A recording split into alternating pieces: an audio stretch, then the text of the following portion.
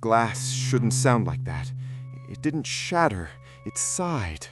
I'm standing in the master bedroom, 3rd floor. The only light comes from the moonlight bleeding through the curtains I just ripped open. My hand is still shaking, gripping the heavy velvet fabric. I wasn't thinking. I just wanted to see the driveway. I just wanted to see if my car was still there. That was rule number 1. Between the hours of 3 a.m. and 3:33 a.m., do not look out the 3rd floor windows, not even if you hear your mother screaming for help. I didn't hear my mother. I heard my car alarm. It was a trick. I know that now, because as soon as I pulled the curtain back, the alarm stopped. Dead silence. And then 3 distinct raps on the glass. Tuck, tuck, tuck. I froze. I'm 30 feet off the ground. There was no balcony. There was no ledge.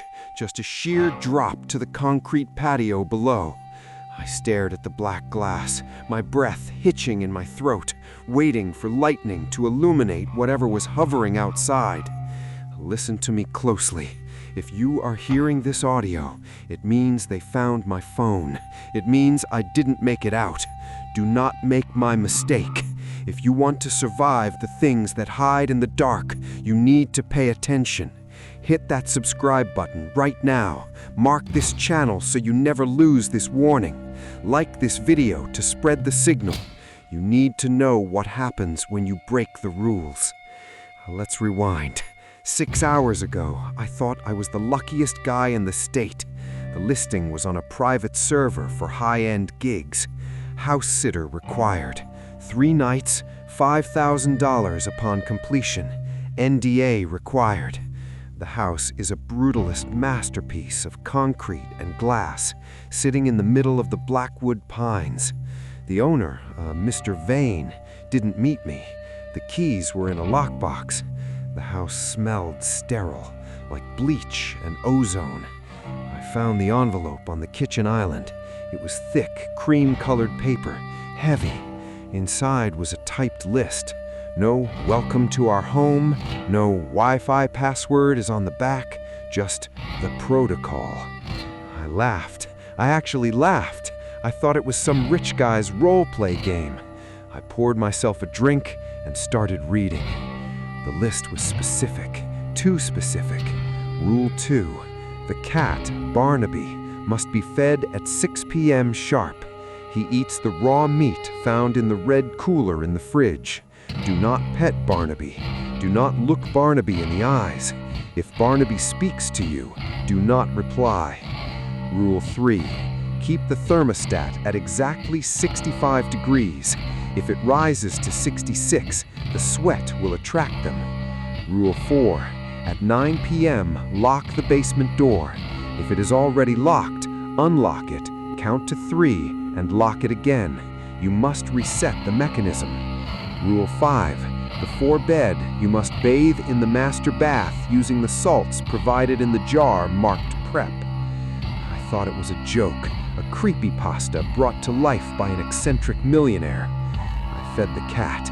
It was a hairless sphinx, skin like cold dough. It didn't look at the food, it stared at my neck. It didn't speak, thank God. The trouble started at 9 p.m. I went to the basement door. It was locked. I remembered the rule. If locked, unlock, count to 3, and lock it again. I turned the deadbolt. Click. I opened it slightly. Cold air, smelling of copper and wet earth, rushed out. 1, 2, thank you. A voice whispered from the darkness of the stairs. 3. I slammed the door and locked it. My heart hammered against my ribs. That wasn't a house-settling noise. That was a voice, a wet, gargling voice. I backed away, suddenly realizing the silence of the house wasn't peaceful. It was predatory. I tried to leave then. I went to the front door. Locked. Not just locked, jammed. The handle turned, but the handle wouldn't budge.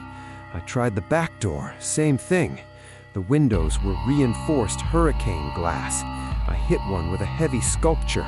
The sculpture chipped. The glass didn't scratch. I was trapped. Panic set in. I reread the rules. Was there an exit clause? Nothing, just more instructions. I decided to comply. Maybe if I followed the rules, the house would let me go in the morning. I went upstairs to take the bath. Rule 5. The salt smelled like herbs, sage, thyme, and something else. Something savory, like garlic and rosemary.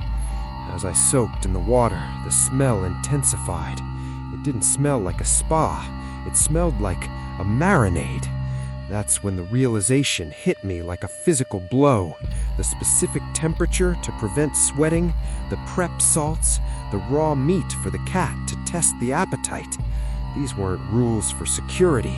They were instructions for preparation. I jumped out of the tub, slipping on the wet tile. I grabbed my phone. No signal, of course. I ran to the bedroom window to see if my car was there, to see if I could signal for help. The alarm went off, and that brings us to now. Tuck, tuck, tuck. The tapping on the glass hasn't stopped. It's getting rhythmic, impatient. I back away from the window.